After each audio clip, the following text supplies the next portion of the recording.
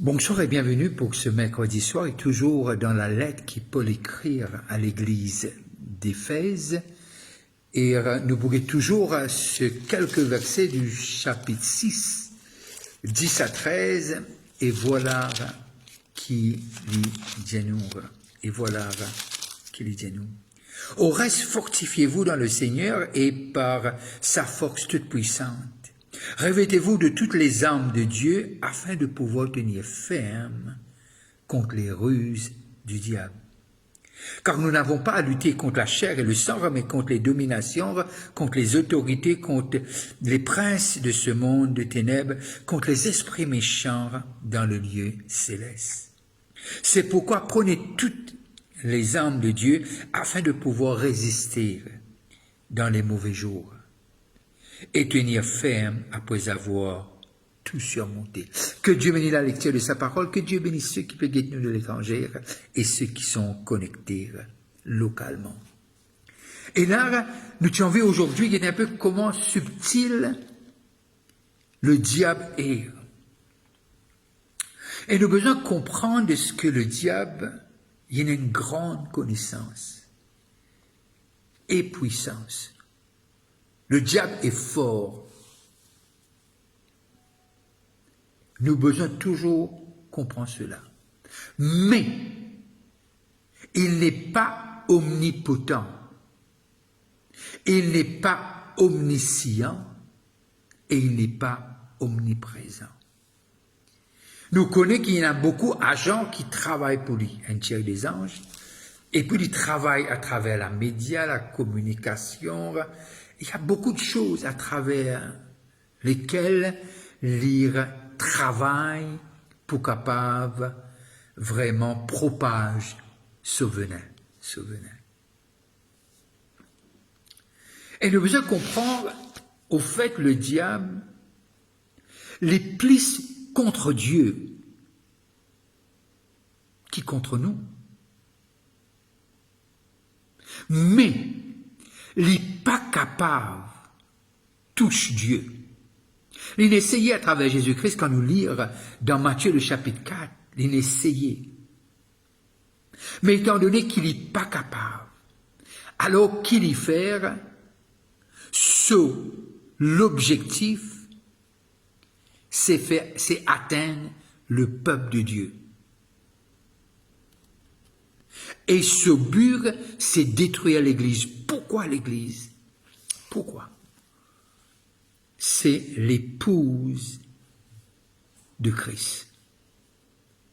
C'est pour cela qu'on arrive à comprendre quand Paul écrit, il dit, c'est pas contre la chair et le sang, contre les principautés, contre les dominations, contre les autorités, contre les princes de ce monde de ténèbres, contre les esprits méchants dans les lieux célestes. Et c'est ça, nous l'ennemi. Nous l'ennemi, c'est pas l'homme. Alors, ce seul but, c'est détruire l'Église de Dieu. Et il faire tout, comment nous lire dans les évangiles, pour détruire Christ, pour mettre fin à cela vie. Et tous les trucs qui y en a, ils mettent à l'œuvre pour essayer de gagner Christ. Mais, il n'est pas fin capable. Christ obéissant à son Père jusqu'à la mort. Maintenant qu'il y fait, il servit les Juifs, les pharisiens, etc., et ils montent un complot par les ruses, de façon subtile, et faire croire qu'il a besoin de crucifier Jésus-Christ. Et cela marchait. Ce plan-là marchait. Mais simplement, Ce plan-là marchait parce que c'est arrivé crucifier Christ. Mais ce que le diable paticonire, qui en crucifiant Christ, les peut accomplir le plan de Dieu. Parce que l'agneau est venu pour être immolé, parce que l'agneau était déjà immolé avant la fondation du monde dans le plan de Dieu. Et en voulant faire souffrir, mettre fin à la vie de Christ, au fait, le diable peut mettre fin à lui-même. Qui vous peut dire? Qui vous peut dire? Lorsque Christ, il est fouetté, il est crucifié, il dit quelque chose. Il dit, Père, c'est fini. Et puis de ce papa, le plan, le pourquoi mon vini, il est accompli aujourd'hui. Voile déchiré, tremblement de terre, les tombeaux ouverts, le soleil arrête de la lumière, et montrez-nous de ce cœur côte dur paix emmène ce plan. Maintenant,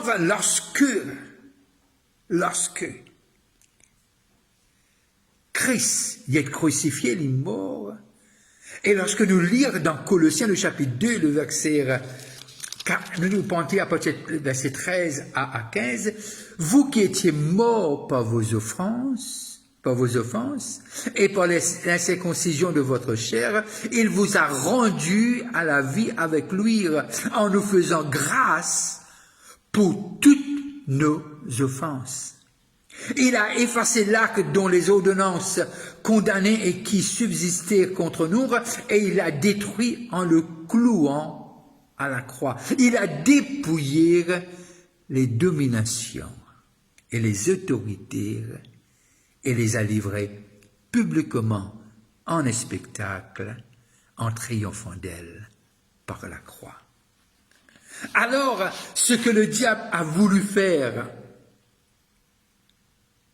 et maintenant, ça donne naissance à l'Église. La mort de Christ donne naissance à l'Église. Et c'est une œuvre extraordinaire, glorious work, et c'est la nouvelle création. Quand nous lisons dans Matthieu le chapitre 10, Matthieu 10, le verset 25, et voilà qu'il dit à nous.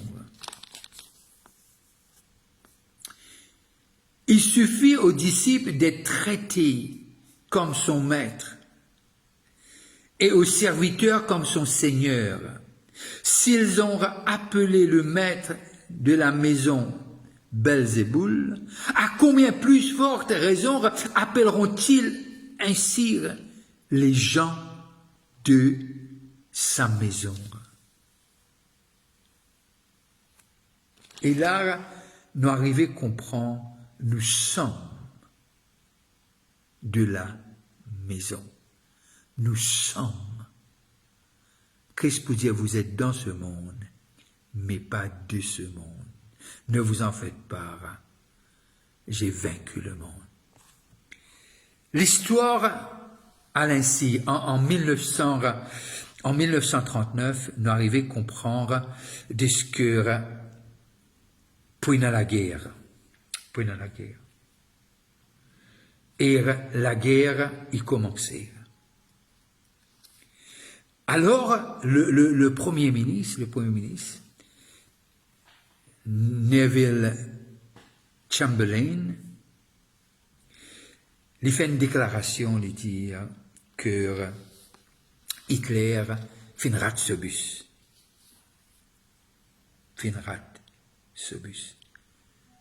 C'était le 3 septembre 1939. Mais simplement, il y avait quelqu'un dont le nom est le major général Sir Ernest Swinson, qui disait à la radio semaine après semaine nous paie la guerre pour nous la vie. Septembre 1939. Et ce que le Premier ministre dit, il n'y a pas qu'on peut faire.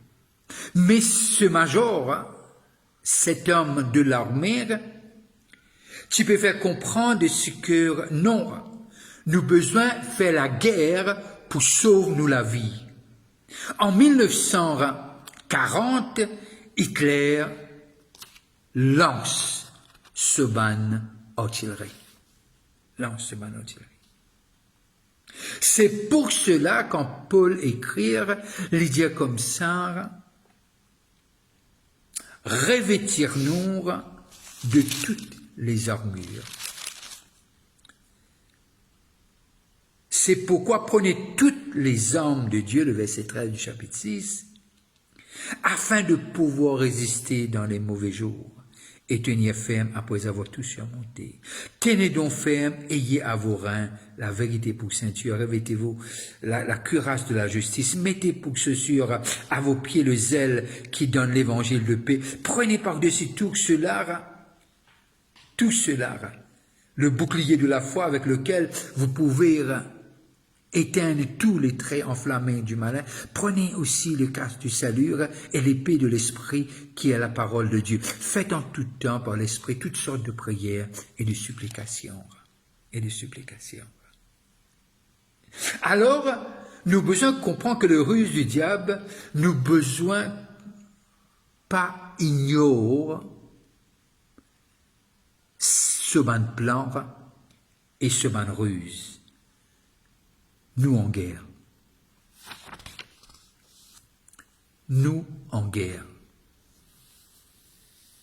Et sa façon subtile qu'il peut faire,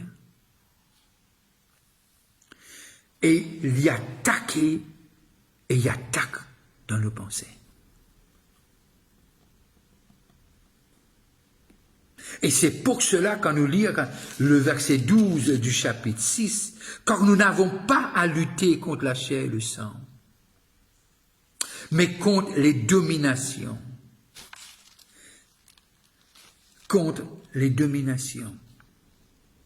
Puissance, contre les autorités, contre les princes de ce monde de ténèbres, contre les esprits méchants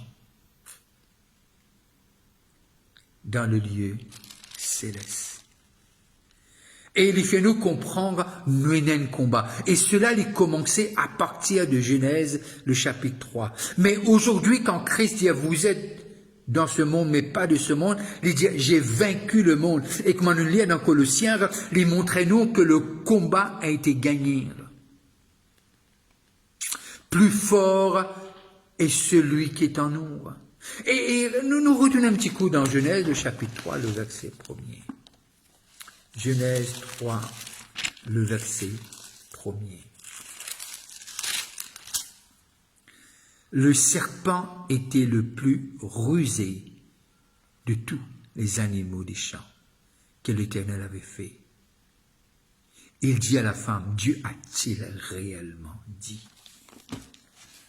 Première chose, c'est doute concernant nous, identité à travers Christ. Concernant cette nouvelle nature, concernant les promesses, ce que Dieu nous fait. Et nous trouver de ce que lorsque Joseph gagne ce rêve qui Dieu donne lire, un rêve qui Dieu met en lire, et nous trouver qui, ce plus grand conflit, étaient ceux qui étaient les plus proches, ses frères. Même ce papa aussi dit, qui te pensait? Mais seulement arrivé lié après, papa l'a dit, il insère ces choses dans ce cœur. Et ce ban ruse, pas fin arrêté. Il n'est pas pour arrêter de sitôt. Quand nous lisons dans 2 Corinthiens, le chapitre 11, 2 Corinthiens, le chapitre 11, et le verset 3. 2 Corinthiens 11, 3. Et voilà qu'il dit à nous. Toutefois, de même que le serpent séduisit Ève par sa ruse, je crains que vos pensées ne se corrompent et ne se détournent de la simplicité à l'égard de Christ. Car si quelqu'un vient vous prêcher un autre Jésus que celui que nous avons prêché, ou si vous recevez un autre esprit que celui que vous avez reçu, ou un autre évangile que celui qui vous avez embrassé, vous le supportez fort bien. Oh, j'estime que je n'ai été inférieur en rien à ces apôtres par excellence. Et là, les montrez-nous de ce que les ruses, là, constamment, pévez nous, comme un lion rougissant, guettir, qui s'en là, vous tout dévorer. Toujours Corinthiens, 2 Corinthiens, le chapitre 2, et le verset, à partir du verset 9, Et voilà qu'il dit à nous. Car je vous ai écrit aussi dans le but de connaître, en vous mettant à l'épreuve, si vous êtes obéissant à toutes choses. Or, à qui vous pardonnez, je pardonne aussi. Et ce que j'ai pardonné, si j'ai pardonné quelque chose, c'est à cause de vous en présence de Christ, afin de ne pas laisser Satan l'avantage sur vous, car nous n'ignorons pas ses desseins. Et quand on arrive dans 2 Timothée, le chapitre 2 et le verset 26, 2 Timothée 2, 26, et voilà qu'il dit à nous. Et que revenurent à leur bon sens, ils se dédaigneront des pièges du diable, qui s'est emparé d'eux pour les soumettre à sa volonté. À sa volonté.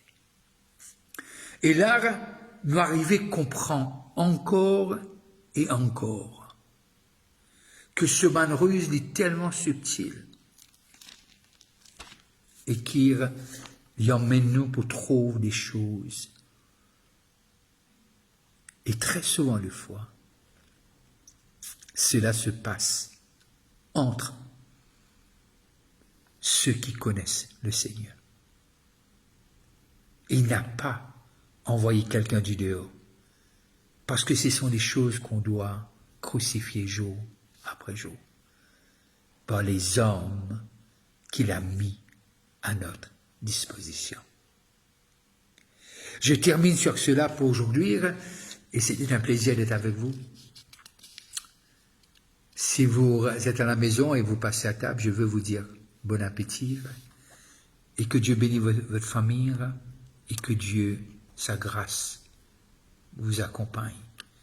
Si vous avez un moment, priez pour moi et ma famille, priez pour le pays, priez pour les uns et les autres, et surtout, nous besoin de connaître les ruses du diable, afin qu'il ne pas tombe dans ce bas de piège. Nous tous, personne n'est à l'abri, mais nous arrivons à comprendre ce qu'il peut le dire. Celui qui est en nous est plus fort que celui qui est dans ce monde. Et restez bénis, et que la lumière de sa face n'arrête pas de briller sur vous. Je veux vous dire bonne soirée, et si vous êtes dans le parage, n'oubliez pas, jeudi à 7h du soir, on se rencontre pour notre réunion d'enseignement à Grace Fellowship. Bye bye, et restez connectés.